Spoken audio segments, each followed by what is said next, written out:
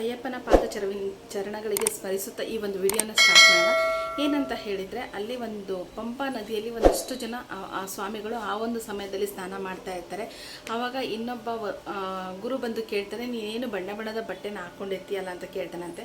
ಅದಕ್ಕೆ ಆ ಒಂದು ಬಣ್ಣ ಬಣ್ಣದ ಬಟ್ಟೆ ಹಾಕ್ಕೊಂಡಿರ್ತಕ್ಕಂಥ ಸ್ವಾಮಿ ಬಂದು ಈ ಸ್ವಾಮಿ ಕೇಳ್ತಾರಂತೆ, ಏನಕ್ಕೆ ಸ್ವಾಮಿ ನೀವು ಬಣ್ಣ ಬಣ್ಣದ ಬಟ್ಟೆ ಹಾಕೋಬಾರ್ದು ಅಂತ ಹೇಳ್ತಾ ಇದ್ದೀರಾ ಅಂತ ಕೇಳ್ತಾನಂತೆ. ಆವಾಗ ಆ ಕಪ್ಪು ಮಾಲೆ ಧರಿಸಿರ್ತಕ್ಕಂಥ ಒಂದು ಸ್ವಾಮಿ ಬಂದು ಈ ಅಯ್ಯಪ್ಪ ಮತ್ತು ಶನಿದೇವನಿಗೆ ಆಗಿರ್ತಕ್ಕಂಥ ಒಂದು ಒಪ್ಪಂದದ ಬಗ್ಗೆ ಹೇಳ್ತಾರಂತೆ. ಆ ಒಂದು ಒಪ್ಪಂದನ ನಾನಿವತ್ತು ಹೇಳ್ತಾ ಇದ್ದೀನಿ. ಇದಕ್ಕೆ ನಾನು ತುಂಬಾ ಪುಣ್ಯ ಮಾಡಿದ್ದೀನಿ ಇದನ್ನು ಹೇಳೋದಕ್ಕೆ ಅಂತ ತಿಳ್ಕೊಂಡಿದ್ದೀನಿ. ಸೊ ಏನಪ್ಪ ಅಂತ ಹೇಳಿದರೆ, ಶನಿದೇವ ಮತ್ತು ಅಯ್ಯಪ್ಪ ಕೂತ್ಕೊಂಡಾಗ ಅಯ್ಯಪ್ಪ ಕೇಳ್ತಾನಂತೆ ಶನಿದೇವನಿಗೆ, ಶನಿದೇವ ನೀನು ಏನಕ್ಕೆ 7 ವರ್ಷಗಳ ಕಾಲ ಜನರಿಗೆ ನೀನು ಕಾಟ ಕೊಡ್ತೀಯ ಅಂತ ಕೇಳ್ತಾನಂತೆ. ಅದಕ್ಕೆ ಶನಿದೇವ ಹೇಳ್ತಾನಂತೆ, ಇದು ನನ್ನ ವೃತ್ತಿ ಧರ್ಮ ಆಗಿದೆ. ನಾನು 7 ವರ್ಷಗಳ ಕಾಲ 7.5 ಅಂತ ಏನು ಹೇಳ್ತೀವಲ್ವ, ಸೊ ನನ್ನ ಶನಿಯ ಒಂದು ದೃಷ್ಟಿಗೆ ಒಳಗಾಗಿರ್ತಕ್ಕಂಥವ್ರಿಗೆ ನಾನು 7 ವರ್ಷಗಳ ಕಾಲ ನಾನು ಕಾಡೋ ಅಂಥದ್ದು ಇದು ನನ್ನ ವೃತ್ತಿ ಆಗಿದೆ ಅಂತ ಶನಿದೇವ ಹೇಳ್ತಾನೆ. ಅದಕ್ಕೆ ಅಯ್ಯಪ್ಪ ಹೇಳ್ತಾನೆ, ಸೊ ನೀನು ಆ ವೃತ್ತಿನ ನೀನು ಬಿಟ್ಟೆ ಅಂತ ಹೇಳಿದರೆ ಏನಾಗ್ಬೋದು ಶನಿದೇವ ಅಂತ ಅಯ್ಯಪ್ಪ ಕೇಳ್ತಾನೆ. ಆಗ ಶನಿದೇವ ಹೇಳ್ತಾನಂತೆ, ನಾನೇನಾದರೂ ನನ್ನ ವೃತ್ತಿ ಧರ್ಮಕ್ಕೆ ನಾನು ಮೋಸ ಮಾಡಿದ್ದೆ ಆದರೆ ಭೂಲೋಕವೆಲ್ಲ ಅಲ್ಲೋಲ ಕಲ್ಲೋಲ ಆಗುತ್ತೆ ಅಂತ ಹೇಳ್ತಾನೆ ಆ ಶನಿದೇವ.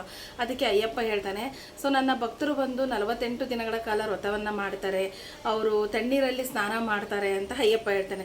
ಅದಕ್ಕೆ ಶನಿದೇವ ಹೇಳ್ತಾನೆ, ನಾನು ಕೊಡ್ತಕ್ಕಂಥ ಕಷ್ಟ 7 ಜನ್ಮ ಬಂದ್ರೂ ಅವರು ಬಗೆಹರಿಸ್ಕೊಳಕ್ಕಾಗಲ್ಲ, ನಾನು ಆ ಥರ ಅವರ ಬೆನ್ನು ಬಿದ್ದು ಕಾಡ್ತೀನಿ ಅಂತ ಹೇಳ್ಬಿಟ್ಟು ಶನಿದೇವ ಹೇಳ್ತಾನಂತೆ.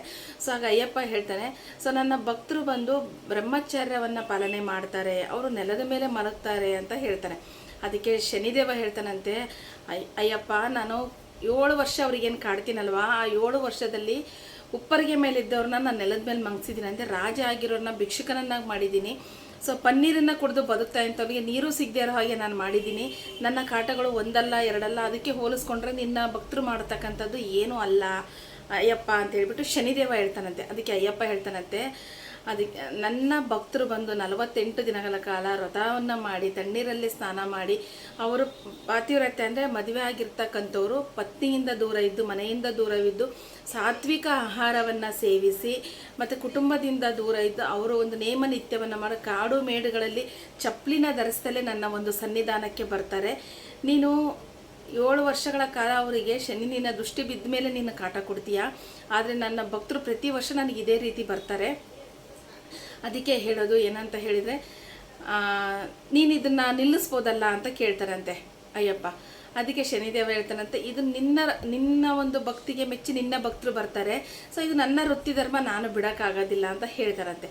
ಆಗ ಅಯ್ಯಪ್ಪ ಹೇಳ್ತಾರಂತೆ, ಯಾರು ನನ್ನ ಮಾಲೆಯನ್ನು ಧರಿಸಿ ಕಪ್ಪು ವಸ್ತ್ರವನ್ನು ಧರಿಸಿ ಅಯ್ಯಪ್ಪನನ್ನು ಸ್ಮರಣೆ ಮಾಡಿ ಕೊರಳಲ್ಲಿ ಮಾಲೆಯನ್ನು ಧರಿಸಿ ಅವರು ಬೇರೆ ಒಂದು ಸ್ವಾಮಿಗಳು ಅವರಿಗೆ ಸ್ವಾಮಿ ಅಂತ ಕರೀತಾರಲ್ವ, ಸೊ 48 ದಿನಗಳ ಕಾಲ ವ್ರತಾಚರಣೆಯನ್ನು ಮಾಡಿ ಅವರು ಪಾವಿತ್ರತೆಯನ್ನು ಕಾಪಾಡಿಕೊಂಡು ಚಪ್ಪಲಿಗಳನ್ನು ಧರಿಸ್ತಲೇ ಕಾಡು ಮೇಡುಗಳಲ್ಲಿ ಅಲಿದು ನನ್ನ ದರ್ಶನ ಮಾಡುವಂತಹ ಭಕ್ತರಿಗೆ ಶನಿದೇವ ನೀನೆಂದೂ ಕಾಟ ಕೊಡಬಾರ್ದು ಅಂತೇಳ್ಬಿಟ್ಟು ಅಯ್ಯಪ್ಪ ಭಾಷೆ ತಗೊತಾನಂತೆ. ಸೊ ಅದಕ್ಕೆ ಶನಿದೇವ ಹೇಳ್ತಾನಂತೆ, ನೀನು ಧರ್ಮಶಾಸ್ತ್ರ ನಿನಗೆ ನಾನು ಶಿರವಾಗುತ್ತೇನೆ, ನಿನ್ನ ಮಾತಿಗೆ ನಾನು ತಪ್ಪುವುದಿಲ್ಲ. ಯಾರು ಕಪ್ಪು ವಸ್ತ್ರ ಧರಿಸಿ ಅಯ್ಯಪ್ಪನ ದರ್ಶನಕ್ಕೆ ಕಾಡು ಮೇಡುಗಳಲ್ಲಿ ನೇಮ ನಿತ್ಯವನ್ನು ಪಾಲಿಸಿ ಸ್ವಾಮಿ ಎಂಬ ಹೆಸರಿನಿಂದ ಪ್ರಸಿದ್ಧಿ ಆಗ್ತಾರಲ್ವ, ಅಂದರೆ ಮಾಲೆ ಹಾಕ್ಕೊಂಡಿರೋರಿಗೆ ನಾವು ಸ್ವಾಮಿ ಅಂತ ಕರಿತೀವಿ.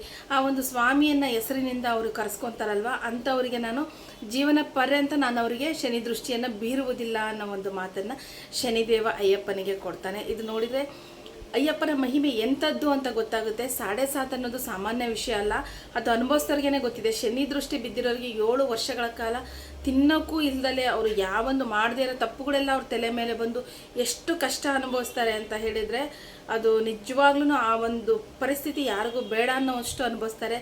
ಆದರೆ ಧರ್ಮಶಾಸ್ತ್ರ ಅಂತ ಶನಿದೇವನನ್ನು ಹೋಲಿಸಿಕೊಂಡು ಅವರ ಸನ್ನಿಧಾನಕ್ಕೆ ಯಾರು ಕಪ್ಪು ವಸ್ತ್ರ ಧರಿಸಿ ಮಾಲೆಯನ್ನು ಧರಿಸಿ ಸ್ವಾಮಿ ಅಂತ ಕರೆಸಿಕೊಂಡು ಅಯ್ಯಪ್ಪನ ಸ್ಮರಣೆ ಮಾಡಿ ಅಯ್ಯಪ್ಪನ ಜಪ ಮಾಡಿ ಅಯ್ಯಪ್ಪನ ದರ್ಶನ ಪಡಿತಾರಲ್ವ, ಸೊ ಅಂಥವರಿಗೆ ಶನಿ ದೃಷ್ಟಿ ಬೀಳಬಾರ್ದು ಅಂತ ಹೇಳ್ಬಿಟ್ಟು ಅಯ್ಯಪ್ಪ ಶನಿದೇವನ ಹತ್ರ ಮಾತನ್ನು ತಗೊತಾನೆ. ಇದು ಒಂದು ಅಯ್ಯಪ್ಪ ಮತ್ತು ಶನಿದೇವರಿಗೂ ಆಗಿರ್ತಕ್ಕಂಥ ಒಂದು ಒಪ್ಪಂದ ಅಂತ ಹೇಳಲಿಕ್ಕೆ ನಾನು ತುಂಬ ಖುಷಿ ಪಡ್ತೀನಿ.